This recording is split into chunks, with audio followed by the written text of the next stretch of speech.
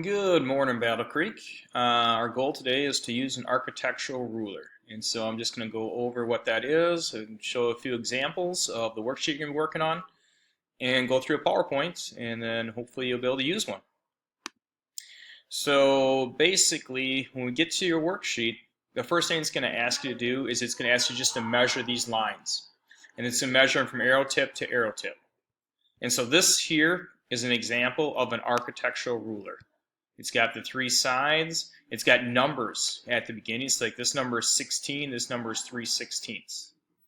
And so to measure these lines, you're actually going to find the one that says 16 because that's just a normal ruler. And you're just going to go ahead and put that up against this line and measure how long this line is. And it should be like, to the nearest inch, should be about 3 inches. And you'll do that for all these lines here. These will do the nearest half inch, and then finally it'll do the nearest quarter inch. On the next, at the bottom of that page, it asks you to write these in the correct construction notation. And so that's just basically using your single line or double line. And so what I mean by that is 3 feet would look like this. It would just be the number 3. And then feet would be just the line like this. Then you just do a dash. And then 6. And then inches would be 2 dashes like that. So you just go through that and do that for the rest of these. And I think you have to simplify this one here because 16 inches, yeah, that's all I'm going to say about that. I'm trying to trick you on that one. All right, so those are the 2 easy ones. Now we're going to move into the tougher ones. So here they're going to want you to use the architectural ruler, but you're going to have to use the 1/4 inch scale. So you got to find on the ends, like this one says 16, that one says 3/16. On one of those ends, it's going to say 1/4 inch. And so when you find the one that says 1/4 inch, you are going to, and in fact, this is where I'm going to show the PowerPoint to show how they want you to do it. All right, so basically, it says that we have scales on there. And I'm going to skip to the next slide. And so normally on your blueprint, it's going to tell you at the bottom, like this one says the scale is 1/4 inch equals 1 foot.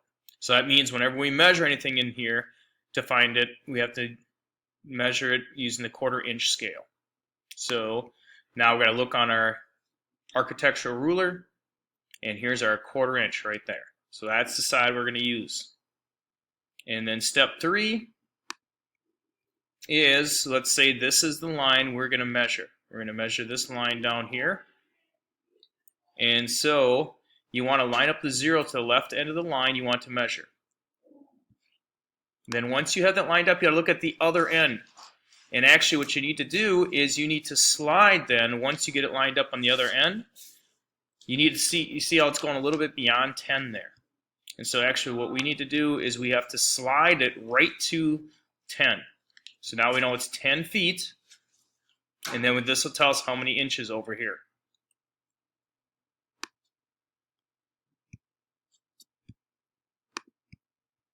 And so because there are 16 line or 12 inches, 12 lines here, each line mark means it's an inch.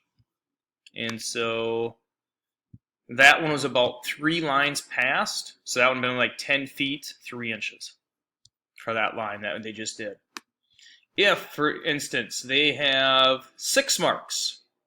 So this one only has 6 marks in there. It means each mark is 2 inches.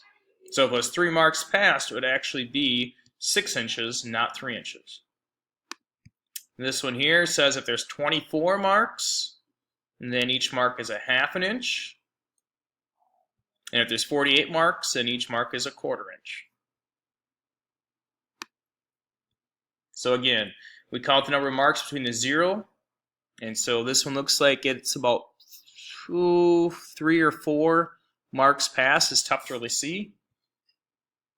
And so they said 4. So their final answer would have been 10 feet. For here's your 10, and then 4 inches. And so that's what you're going to be doing on this worksheet is you are going to be using the 1/4 inch scale and trying to find out how long each of these 3 lines are. Now I'm actually going to go to the worksheet here for a second. And so then you're going to do 1/8 inch after that one, then 1/2 inch, then 3/4 inch, and then they're going to have you do it a few more times with 1/8, 1/2, 3/4, 1.5, and 3-inch scales with these 4 lines. So that's basically what I want you to work on today. This worksheet right here. And Mr. Johnson does have the answer keys, so if you want to double check your work to make sure you're doing it correctly, you can ask him what the answers are. Hopefully that'll do her. Hope you don't have too many other questions. And have a good day.